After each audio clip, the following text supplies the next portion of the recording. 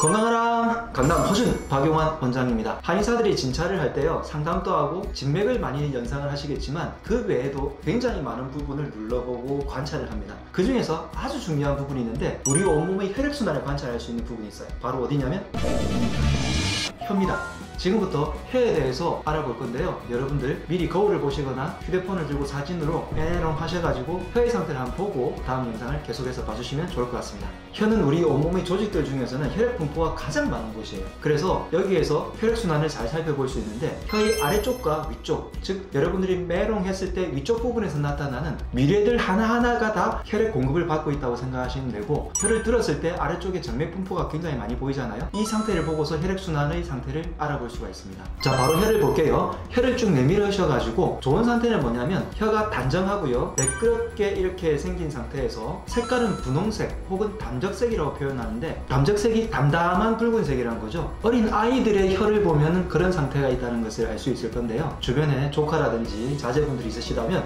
혀를 한번 내보라고 해보세요. 이 혀에 혈액이 공급이 돼가지고 혈액의 성분과 농도가 변화하거나 설점막의 점막세포들이 위축이 되거나 혹은 너무 퍼져버리거나 하는 것을 보고서 우리가 관찰을 하는데, 만약에 혀가 창백하거나 혹은 백색으로 보이거나 번들번들하게 마치 물기가 발려있거나 거울을 보는 듯한 느낌이 들 때가 있습니다. 이럴 때는 한방에서는 기허증, 말 그대로 기운이 허한 증상이라고 보고요, 빈혈이 있거나 아주 피로한 증상일 때 이런 상태의 혀가 돼요. 즉 영양 부족이라고 볼 수 있겠죠. 특히 비타민 B군이 부족했을 때 이런 상태의 혀가 됩니다. 많이 볼 수 있는 혀 형태 중에서 혀 위쪽에 백태라고 해서 하얀 태가 끼는 경우가 있는데, 적당하게 눈이 왔을 때 소복이 있는 정도의 태까지는 괜찮아요. 근데 그 태가 아주 두꺼운 경우가 있습니다. 이런 태가 두꺼운 경우에는 대부분 다 소화기관이 나빠서 생기는 경우인데, 태의 색깔이 백태가 있고 황태가 있고 흑태가 있어요. 하얀 태일 경우에는 만성 소화불량이라고 볼 수 있겠고, 황색으로 넘어가면 갈수록 그 소화불량 상태가 아주 심각해진 거, 그리고 흑태로 가면 갈수록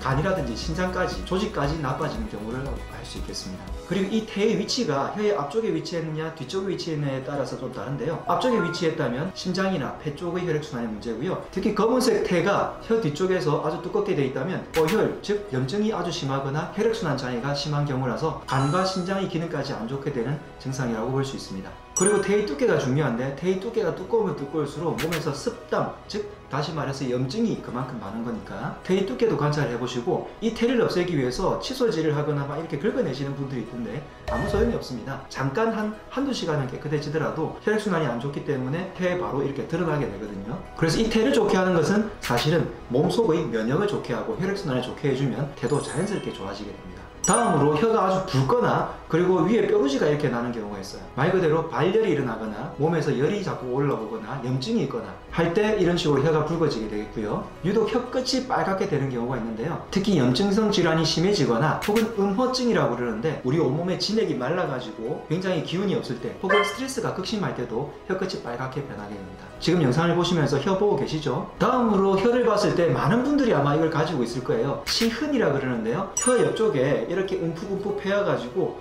치아의 흔적처럼 보이는 때가 있어요. 그게 말 그대로 혀가 부어가지고 있는 증상인데, 우리 몸에서 수액대사가 잘 안 돼서 수분대사 장애가 있을 때 생기고요, 몸에서 부종이 잘 안 사라지거나 피로하거나 혹은 영양 상태가 부족하거나, 질병으로는 만성위염, 신장염 혹은 갑상선 증상이 있으신 분들이 이런 혀 상태인 경우가 많습니다. 그래서 시흔이 있으신 분들은 첫 번째로 빨리 잠을 많이 충분히 주무시고요, 그래서 피로 조절을 꼭 하셔야 하겠습니다. 그리고 혀를 볼 때 혀가 갈라지는 분들이 있어요. 쩍쩍 갈라져 가지고 있는 분들이 있는데 아주 안 좋은 증상이에요. 우리 몸의 면역이 아주 안 좋아졌을 때 혀가 쩍쩍 갈라지게 되는데요, 자가 면역 질환이 있는 분들이 혀가 갈라진 경우가 많습니다. 또는 불면증으로 잠을 잘 못 주무시거나 안면 홍조처럼 열이 위로 올라오거나 진액이 부족하거나 신경을 너무 많이 써서 신경성 질환이 있거나 혹은 자율신경 실조증이라고 있는데, 이런 모든 증상들이 있는 때가 있어요. 언제죠? 바로 갱년기 증상일 때 그렇습니다. 꼭 갱년기 때가 아니더라도 그만큼 몸이 나쁘다는 것이니까 혀가 쩍쩍 갈라져 있는 분들은 꼭 몸을 관리하도록 치료를 잘 받으셔가지고 몸의 기능을 회복시켜 주시면 좋겠는데, 치료가 잘 되시는 분들은요, 혀가 점점 이렇게 붓는 걸 볼 수가 있어요. 그 다음으로 혀 바늘이 도는 분들 많죠? 혀 끝에 바늘이 돌아가지고 이제 음식 먹을 때마다 괴로운 분들이 있는데, 과로를 하거나 불면증이 있거나 혹은 자극적인 음식을 자주 드시는 분이거나 위험 증상이 있을 때 혓바늘이 돌고요. 이 혓바늘이 계속해서 안 없어지고 있거나 혹은 혓바늘뿐만이 아니라 혀 주변에 궤양이 생기거나 더불어 가지고 입 안쪽에도 궤양이 생길 때에는 면역질환, 특히 그 중에서도 베체트 같은 자가 면역질환을 의심하는 경우가 많습니다. 즉 다시 말해서 한두 개 생긴다면 그냥 내가 잠시 피곤하거나 생각하시면 되는데 이게 계속해서 반복하거나 안 없어진다면 면역이 그만큼 나빠졌구나 라고 한번 나를 되돌아봐야 할 것 같습니다. 그 다음으로 혀를 한번 들어보세요. 혀를 쭉 들어가지고 밑을 바라봤을 때 안쪽에서 정맥이 튀어나온 게 보일 거예요. 이 정맥이 그냥 두 줄이 선명하게 있는 것은 괜찮은데요. 만약에 이게 울퉁불퉁하거나 여러 가닥이 있거나 막 이렇게 꼬여 있다면 마치 하지정맥류가 있는 것처럼 다리에서 피가 제대로 안 돌게 되면 순환이 안 되면 하지정맥이 나오잖아요. 그것처럼 혀에도 그런 증상이 생기게 됩니다. 그런데 이 증상은요 너무너무 중요하기 때문에 꼭 해결을 하셔야 돼요. 왜냐하면 혀에 이런 정맥류가 생긴다는 것은 말 그대로 이쪽 부분 뇌 쪽까지 혈액순환이 안 된다는 것을 의미하고 혀에 정맥류가 있으신 분들이 뇌에 문제가 생기는 경우가 상당히 많습니다. 그래서 뇌질환을 예방하고 싶으시다면 이 부분에 대해서 치료를 하게 되는데 한의학에서는 금진오객요법이라고 해서 이 부분의 혈자리를 금진오객이라고 부르거든요. 그래서 이 부분에다가 사혈을 하는 치료를 하기도 하고요. 요즘은 그런 경우가 드물긴 하지만 중풍 증상, 즉 뇌경색, 뇌출혈 같은 증상이 있을 때